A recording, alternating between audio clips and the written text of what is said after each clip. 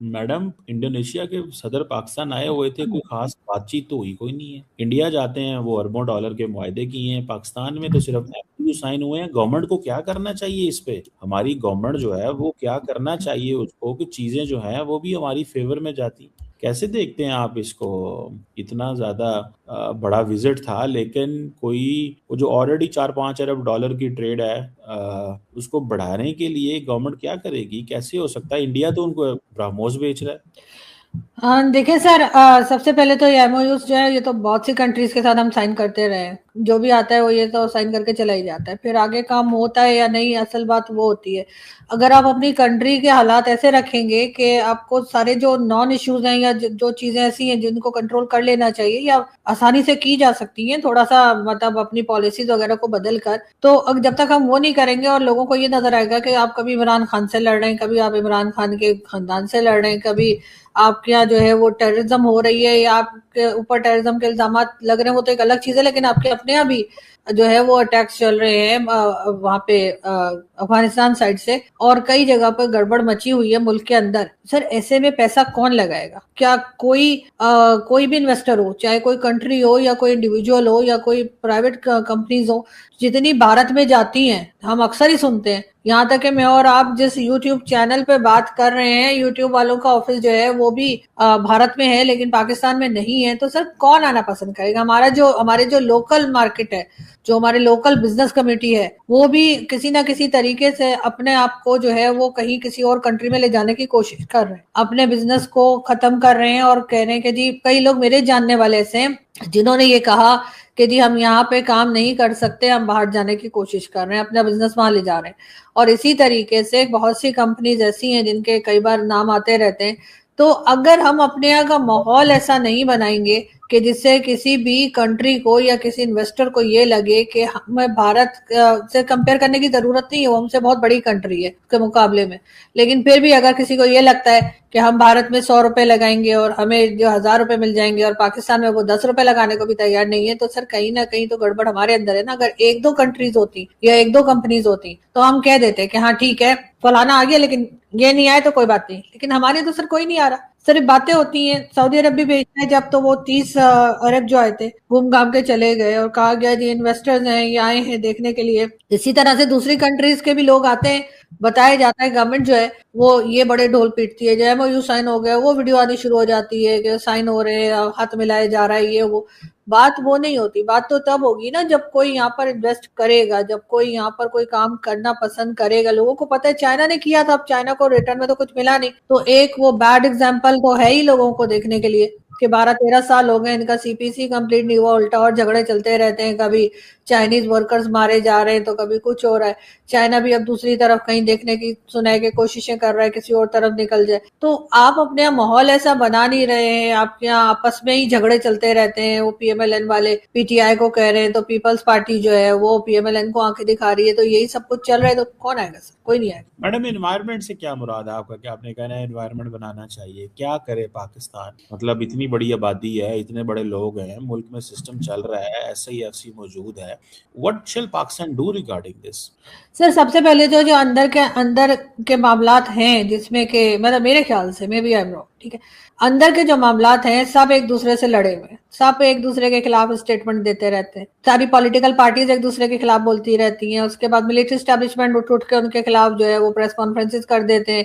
आपके जो झगड़े हैं चाहे वो सही हो या गलत, बहरहाल वो एक बैड इंप्रेशन तो क्रिएट कर ही रहे हैं। चाहे आप अपनी तरफ से सही बोल रहे हो कि जी हमारे साथ ऐसा हो गया, लेकिन दुनिया तो यही देख रही है ना कि आपके तो अपने अंदर ही कोई यूनिटी नहीं है। आप लोग तो एक दूसरे के लेग पुलिंग में लगे हुए, एक दूसरे को डैमेज करने में लगे हुए, और एक दूसरे को डैमेज करने में असल में डैमेज कौन हो रहा है? आपकी कंट्री डैमेज हो रही है, आपकी कंट्री की रेपुटेशन खराब हो रही है। सारा दिन बैठकर हम लोग सफाइयां देते रहते हैं, जहां भी जाए, या अगर इंडियन मीडिया पे या किधर भी कोई जाए वो यही बताते रहते हैं नहीं नहीं ऐसा नहीं वैसा। तो आप कैसे किसी को इस बात के लिए तैयार करेंगे या रेडी करेंगे कि हाँ यहाँ पर काम हो सकता है, लोग एक दूसरे के साथ काम करने को तैयार हैं, ऐसा आप कैसे बताएंगे? जो आपका लोकल मार्केट है वो तक नहीं चल रही। आपका पहले भारत की तरफ से तो आपने खुद ही ट्रेड बंद कर दी थी इमरान खान के जमाने में। अब अफगानिस्तान ने ना सिर्फ ये कि ट्रेड बंद कर दी है, बल्कि वो फ्रेंडशिप गेट या क्या गेट था वहां पे सुना सील कर दिया उन्होंने, एक दीवार सी वो उन्होंने बना दी है। उन्होंने कहा कि दुनिया में वो अपनी जनरेशन, आने वाली जनरेशन को क्या कहेंगे अफगानिस्तान के लोग, कि तुम दुनिया में किसी भी मुल्क के पास चले जाना, किसी भी कंट्री के साथ बात कर लेना, लेकिन पाकिस्तान के साथ बात ना करना।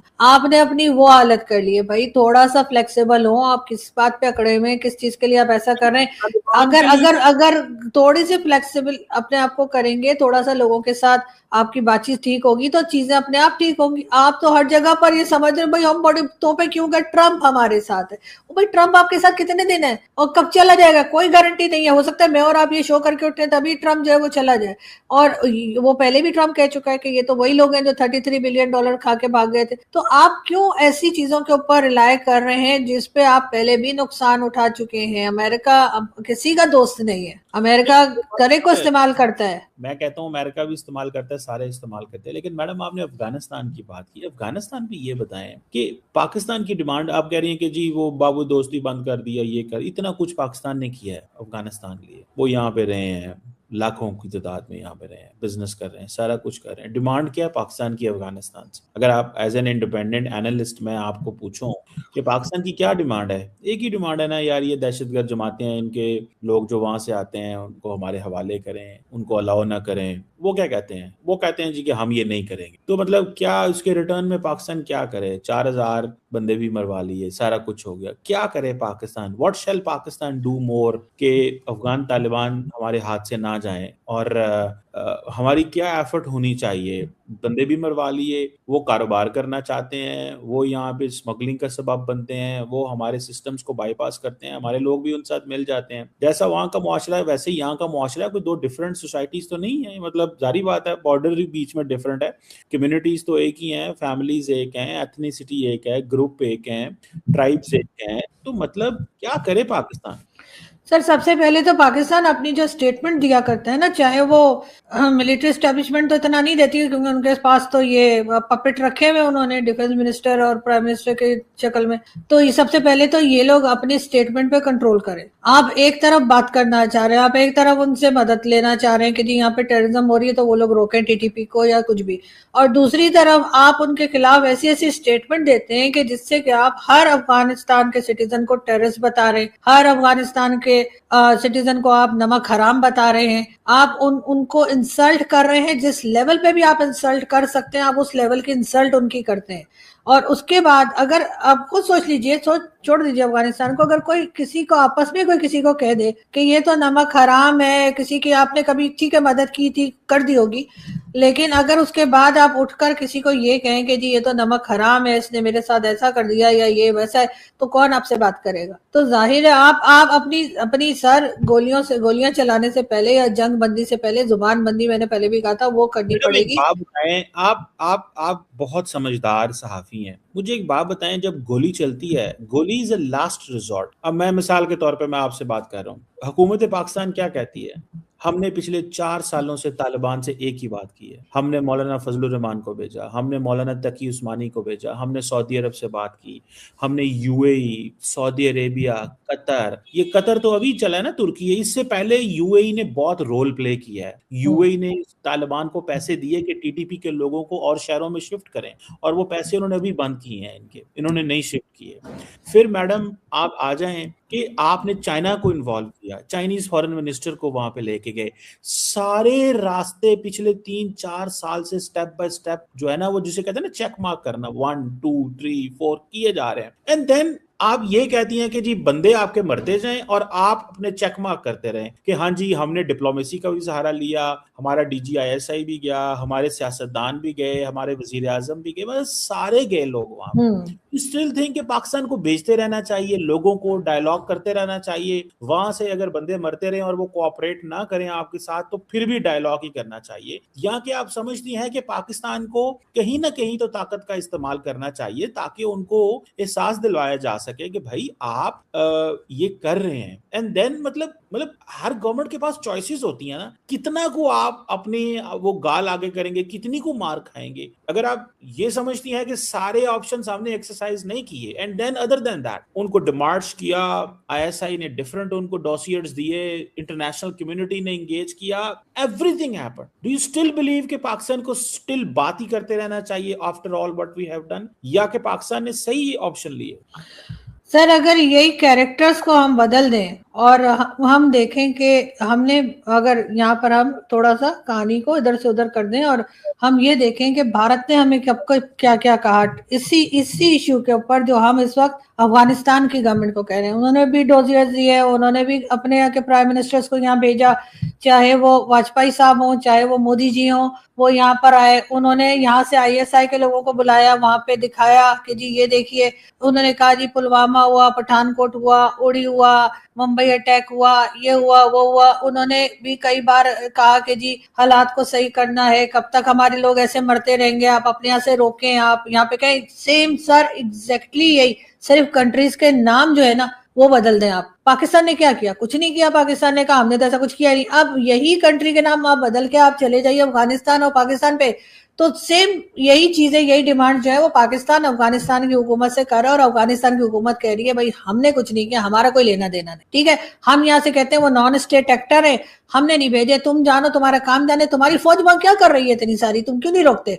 तो यही बात अफगानिस्तान की गवर्नमेंट कह रही है कि भाई आप जाने और टीटीपी जाने। अभी जो रिसेंटली फील्ड मार्शल साहब ने कहा है कि उनको एक फैसला करना पड़ेगा, या तो टीटीपी अफगानिस्तान को या पाकिस्तान, तो बस ठीक है, उन्होंने टीटीपी को सेलेक्ट कर लिया, अब आप जाने, आपका काम जाने।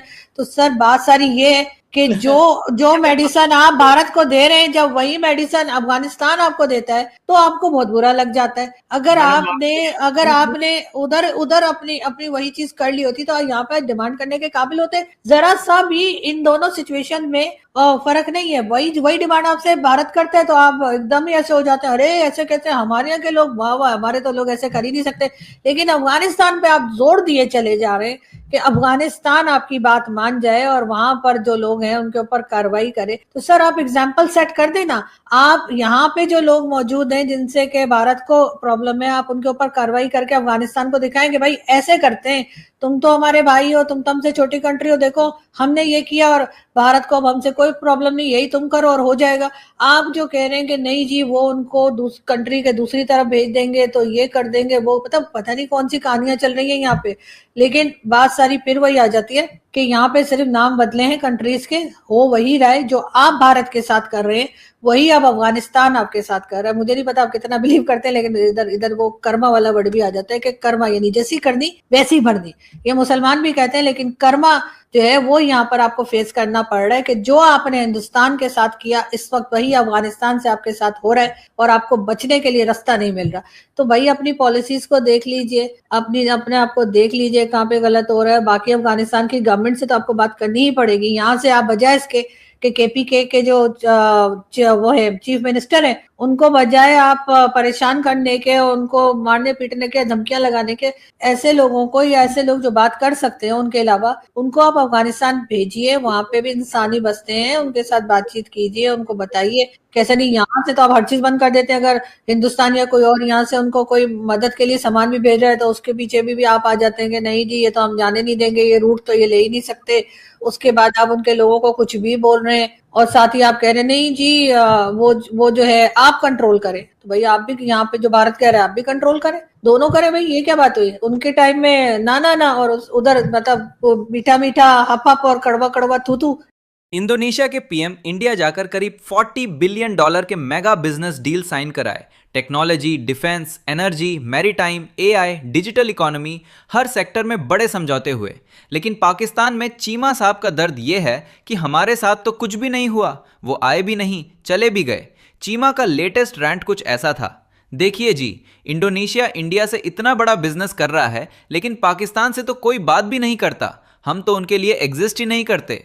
अरे भाई, एग्जिस्टेंस ट्रेड डेफिसिट से नहीं, इकोनॉमी से होती है। इंडोनेशिया को इन्वेस्टमेंट चाहिए, मार्केट चाहिए, और इंडिया दुनिया की फास्टेस्ट ग्रोइंग मेजर इकोनॉमी बनकर उनके सामने खड़ा है। इंडिया की GDP growth, stable government, big market, secure environment Indonesia के लिए एक ड्रीम अपॉर्चुनिटी है। और पाकिस्तान? चीमा खुद कहते हैं, हमारे पास तो पहले अपनी इकोनॉमी ठीक हो तब कोई हमसे बात करे। आज इंडिया और Indonesia maritime security, semiconductors, EV manufacturing, green hydrogen, port development जैसे फ्यूचरिस्टिक सेक्टर्स में पार्टनरशिप बढ़ा रहे हैं। और उधर पाकिस्तान IMF की अगली किस्त पर लाइव शो कर रहा है।